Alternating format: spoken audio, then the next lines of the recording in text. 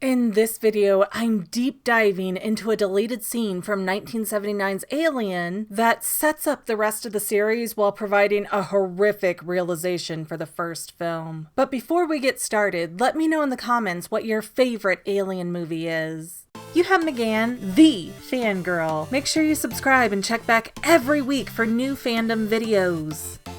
You guys, I think there's something on my face. Like, did I walk into a spider web? Oh, gross. Gross. Like, you would tell me if there was something on my face, right?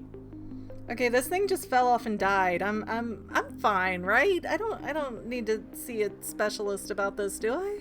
Happy 40th birthday to the Alien series! I love talking about horror and sci-fi, and there's no better combo of the two than the Alien movies. Seriously, intelligent aliens freak me out. Xenomorphs are just the right type of alien that I'm happy to fear, but even happier to watch go boom, or shriekingly flung off into space, whichever. The point is, they're not overly smart, and they die easily, so I can handle that. But when the Alien movies started getting released on DVD and then later again on Blu-ray, we started getting access to deleted scenes. And some of these scenes honestly surprised me that they didn't make it into the final film. Most of them are good scenes, but I think they might have been too freaky for some audiences to handle, so the director chopped those frames out to save us all some unneeded stress. Case in point, the first Alien film has a deleted scene affectionately referred to as the cocoon.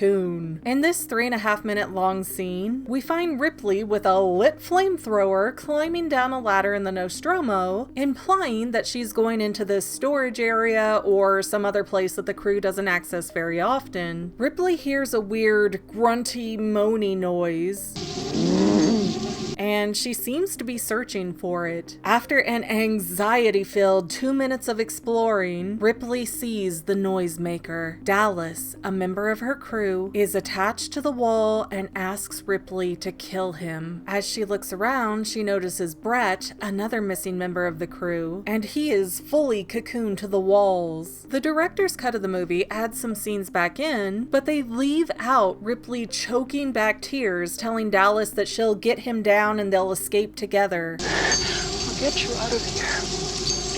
I'll get you up to the shuttle.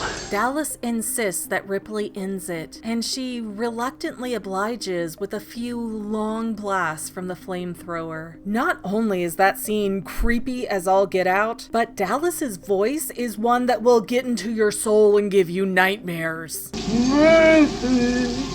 It is truly a freaky scene that would have added a lot to the final movie, but based on everything we know about xenomorphs now, it also means that Ripley basically murdered her entire crew for no reason. I was a huge collector of Alien and Predator action figures back in the 90s, so I'm pretty confident to say that the alien we see in 1979's Alien is a drone alien. We can distinguish that based on how smooth his dome is, because a warrior alien would have a more rigid head and likely be more aggressive in general. To the contrary, a drone would be more like a hunter-gatherer. He's still deadly as can be, don't get me wrong, but a drone's prime directive would be to gather up life forms and disable them so that the facehuggers can get to their prey more easily. The cocoon scene seems to reinforce this idea, along with the fact that the alien tends to hide and lurk for most of the movie. There is a significant issue though with that being a drone alien, because aliens don't reproduce by normal male-female means. They require a queen to lay eggs and a host that they can combine their DNA with. So those crew members stuck to the wall weren't really in any immediate danger. They weren't contaminated. There's no way that they could have been carrying little chest bursters inside of them. Their only issues were that they were scared, weak, and maybe moderately injured, but nothing that would have been fatal. If Ripley had cut down Dallas and Brett, she could have saved them. Well, I guess Brett is more debatable because his whole head was like covered, so maybe he asphyxiated, but also maybe not because the aliens require a live host for the chest bursters to gestate in, so I don't know. know. Maybe he was just really knocked out. And of course, Ripley had no way to know that in the moment, so she didn't end her crew members' lives maliciously. But at the end of the day, these people died by Ripley's hand needlessly. Now, the cocoon scene has also spawned an endless amount of theories about xenomorph reproduction and how a human body could be used to create an egg in the absence of a queen. Many people have speculated that this is what happened to Brett, especially since his cocoon looks so much like one of the egg pods. And the Alien 3 book actually offers a similar type of insight from Ripley herself. The channel Alien Theory quotes Ripley as saying, "The one that got loose on my ship, the Nostromo, was making preparations to reproduce itself, but it wasn't a queen either. At least some of them must be hermaphroditic, self-fertilizing, so that even one isolated individual can perpetuate the species. A warrior worker is capable of creating eggs, but only slowly, one at a time, until it can develop a queen to take over the job." But Ripley even says during that monologue that she's no xenomorphologist, so that could all be a bad guess. It seems to me that this egg morphing idea is more someone trying to come to terms with what they saw that they couldn't understand, rather than a concrete method of alien reproduction. Brett's situation is one of those things where you can't really make sense of it until you have all the information on how xenomorphs work, and that's not something that Ripley or even any of us viewers have ever gotten. So it would be really easy to make up this scenario in your head about humans morphing into eggs as a way to ease your own conscience that you kind of killed somebody that you could have potentially saved. But this is all up for debate, and I leave you all to do that in the comments. It might not be reality, but theories are more fun.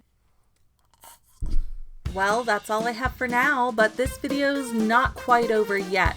I get a lot of comments that say, do a theory on this topic, but I've already done those theories. So please consider going to my main channel page and clicking on the video tab so that way you can see everything I've done. You will probably find a lot of things you like that you never even knew that I posted. I want to let you know that I also have two other channels, Say Halo Goodbye Gaming and the Fanily Family Vlogs.